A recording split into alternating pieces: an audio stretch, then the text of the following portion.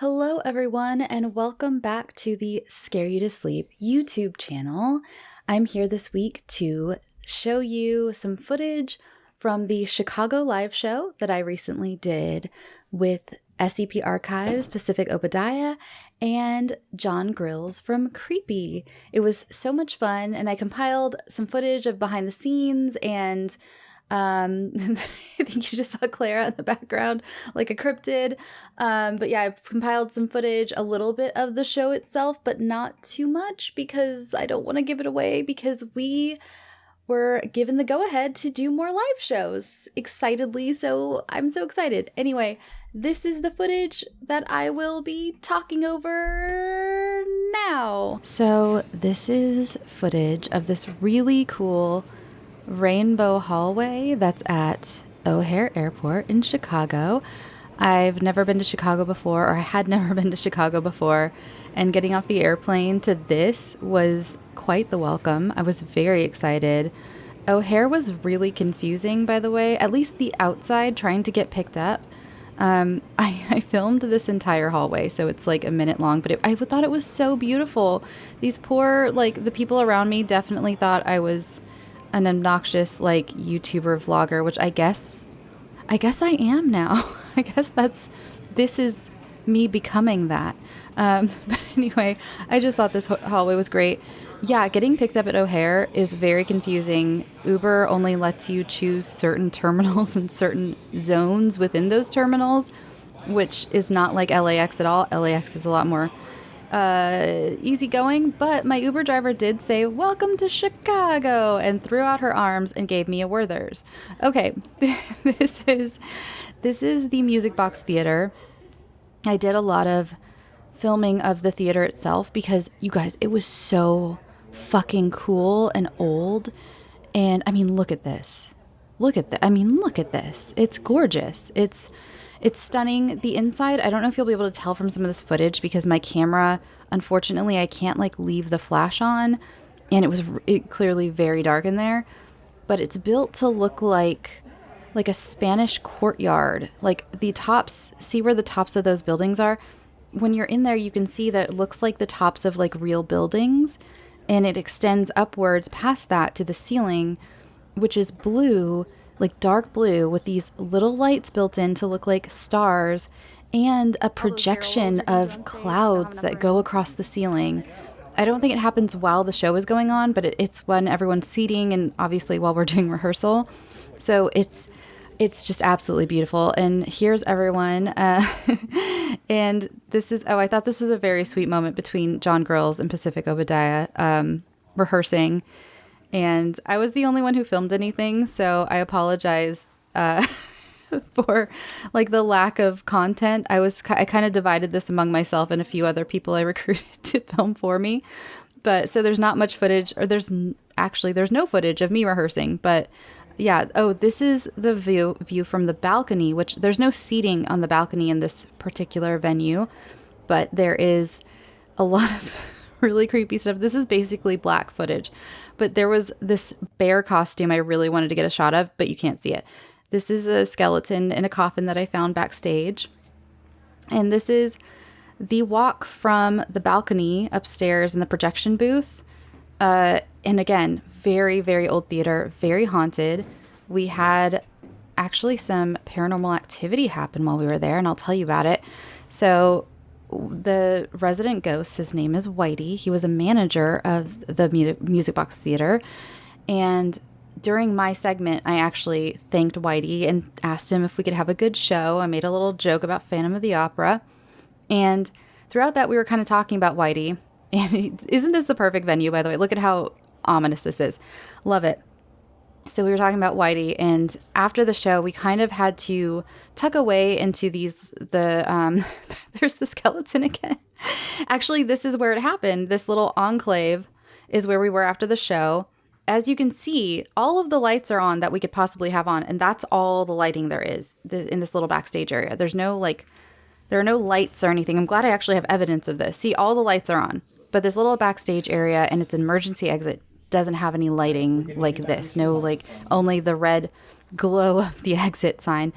So while we were waiting back there after the show for the audience to clear out so we didn't kind of get bombarded before our meet and greet, we, I said something about Whitey letting us have a great show, and some random lights on this shelf full of just like tons of, I don't know, random shit just turned on. And we were all like, oh my God.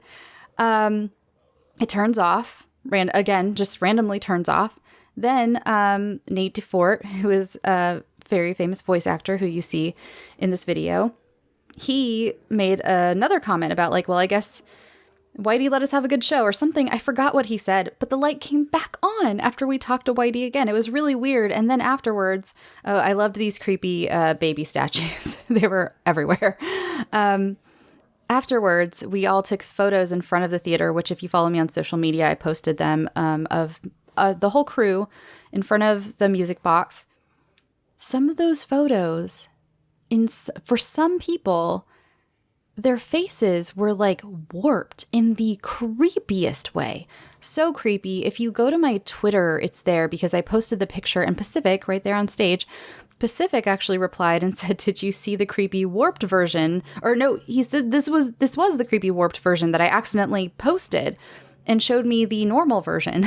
And we just had some weird stuff happening. Again, this was a very, very old venue, as you can see. And I had so much fun. This footage is of you if you attended the live show.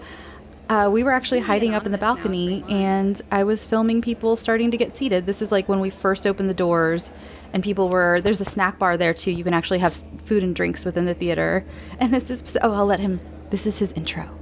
The show will begin in 5 minutes. Again, the show will begin in 5 minutes. If you're comfortable doing so, please move as far forward into the stadium as you can. Getting everyone up nice and close at the front will help our actors perform tonight. There's a splash zone. So if you were there, that was the voice you heard, and you can see John there in the background too. The three of us were just hiding up in the balcony, and this is the beginning of my segment. I started off the show, which was so scary. Honestly, I think I blacked out for my entire segment. It happened. There I am. There's proof I was there. But as soon as my boots hit those stairs, which you probably hear in this footage of them clomping up the stairs, I am not very light-footed. Gone. Memories, gone. Absolutely gone. It's the wildest thing. So this is the first Bloody Disgusting live show. Woohoo! Very exciting. I'm not showing much of my segment because mine actually has some little things that I want to keep just for the live shows. And I'm going to keep, not private, obviously not private, but secrets. I'm going to keep my little secrets. So if you come, you can only see certain parts of my segment if you come to the live show. And yeah, there I am. This is not flattering lighting at all. Okay, that's the end of my segment. Bye-bye. And that's when I regained consciousness, is in that moment. Maybe probably not even then. I think I did halfway up walking back up the aisleway, which was amazing because when I was walking back up the aisle, I heard someone whisper to their partner they were there with and said, that gave me something about how that was very specific psychological trauma, and I felt like I had done a good job. This is a specific segment for SCP Archives. And this is this was so much fun. He did a great job, just an amazing job. This was such a fun story. Again, a lot of these we're keeping we're not going to do really a tour, but we did all discuss that we want to keep our segments a little under wraps just because we may use them in the future. So I won't tell you, but that was the end of their segment, and it was fantastic. I wish you could have been there. And I just kind of added little bits of everyone's segments in here. And see, okay, another thing is it was all of our first live show, all of us. So there were some things that we hadn't thought of, like Pacific dramatically dropping the paper there and then realizing, oh, I also have to pick it up. So there are some kinks. So this is Rissa Montanez and Nate DeFort. They were there for John's segment. So I had a half-hour segment, so did Pacific, and then John got an hour segment, and it was broken up into 2 sections. Again, not giving anything away, but these two were fantastic. Rissa and I really hit it off. In fact, I was so excited to spend extra time with her than I thought I would get to, because I realized she had taken an Uber to the theater, and I was about to go back to my hotel room and change for the actual show out of my rehearsal clothes. Realized, oh my God, you're stuck here. I don't want you to change in this like theater bathroom. Come back to my hotel room with me. And so, hey, I just met you. Come back to my hotel room. So she did. And it was great. We got to hang out and it was awesome. And I made such a good new friend. And we actually took some really funny footage of John walking ahead of us at one point down a Chicago street where she narrated, and we pretended we were doing an episode of Creepy. But I took the footage the wrong way, so I didn't include it here because I took it, the TikTok way, the portrait way, not landscape. But this is John's last segment. This is John Grills, everyone. I've been so many places with this man now, and I realize a lot of people don't know what he looks like, and there he is. Very, very good. Basically, we all kind of made a pact that we were just going to try to leave the audience with as much psychological, existential trauma as possible, but in a fun way. And yeah, I think we did a great job. The meet and greet was great. Oh, this is the end. This is the airport. I didn't know it was Veterans Day, and I was so confused. They were just having this giant press conference in the middle of the airport, so I just had to film it because I don't know. I just, I didn't know what was happening. And then when I got to LAX, they were doing something similar. And that's when I realized it was Veterans Day.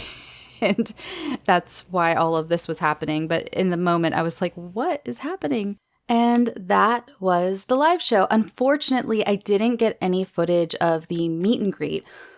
I'm still learning to not look at myself and to look at the camera. I'm new. I'm telling you, I'm new at this, being an annoying YouTube influencer vlog person.